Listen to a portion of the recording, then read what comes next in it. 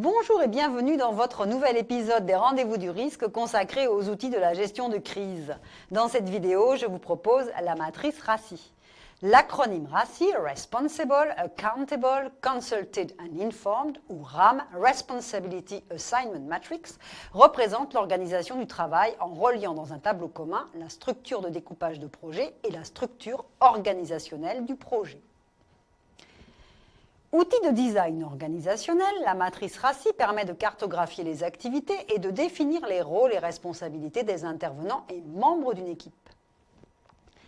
Elle synthétise visuellement qui fait quoi, délimite le périmètre du projet, définit le champ d'action afin de le structurer. L'acronyme RACI vient de l'anglais Responsible, le R pour le responsable de l'action veillant au bon déroulement des travaux.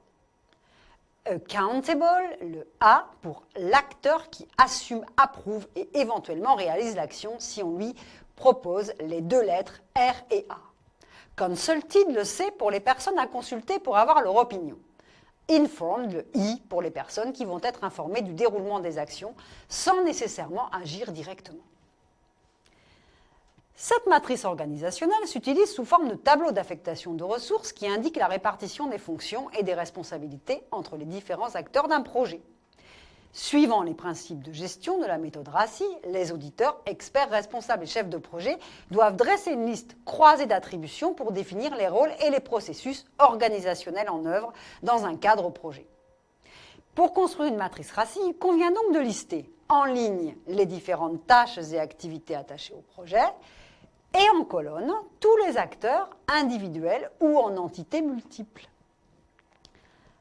À chaque intersection de l'outil, on attribue alors une ou plusieurs lettres du système RACI, chacune désignant un rôle spécifique. La responsabilité d'approbation, ou A, doit être attribuée à une seule personne au sein d'activités, tandis que plusieurs personnes peuvent y être responsables. Il devrait y avoir au moins un R par activité. La plupart du temps, la personne qui approuve l'activité, le A, est supérieure hiérarchique à celle qui la réalise, le R. Cette méthode permet d'éviter tout problème de gouvernance, comme les redondances de rôles et de dilution de responsabilités.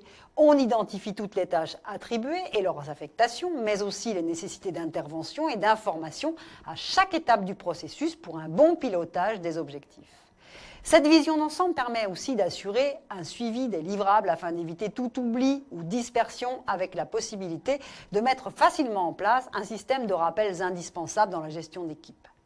Les lettres V et S peuvent être ajoutées au modèle RACI, chacune désignant respectivement le validateur pour certaines validations de qualité et le signataire concernant la validation par l'autorité. Cet outil est particulièrement efficace dans le cas de projets complexes, alors lesquels il est parfois difficile de savoir qui est responsable d'une tâche, d'un jalon ou d'une étape. La conception d'une matrice RACI part du WS, ou Work Breakdown Structure, qui est l'organigramme des tâches à accomplir. Il faut déterminer en amont les différentes étapes de votre projet et toutes les tâches et activités nécessaires à la réalisation, les WP, ou Work Packages. 4 types de responsabilités. Les R, qui sont réalisateurs du lot de travail, exécutent la tâche. Le A, autorité qui organise comme il veut, mais doit aussi rendre des comptes. Sur une petite tâche, il se peut qu'un seul acteur assume à la fois A et R. Les C sont les experts consultés qui apportent les conseils pour préparer et réussir ce lot de travail. Les I sont informés car concernés mais non opérationnels. Aucun retour n'est attendu de leur part. Pour qu'elle soit efficace, la matrice RACI doit avoir une seule autorité, décrire les tâches de façon claire et concise, ne pas multiplier les C, bien communiquer. La matrice RACI est un outil particulièrement efficace pour définir clairement les rôles et éviter ainsi les risques de chevauchement ou de conflit de ressources. Mais elle est uniquement un outil d'affectation des ressources et non de définition des tâches d'un projet. Elle ne prend pas en compte l'aspect financier du projet, comme les coûts liés à la réalisation d'une tâche. Elle n'est pas un système automatisé. Si vous avez bien élaboré la matrice RACI en concertation avec toutes les parties prenantes, vous aurez des décisions rapides et une charge de travail bien répartie.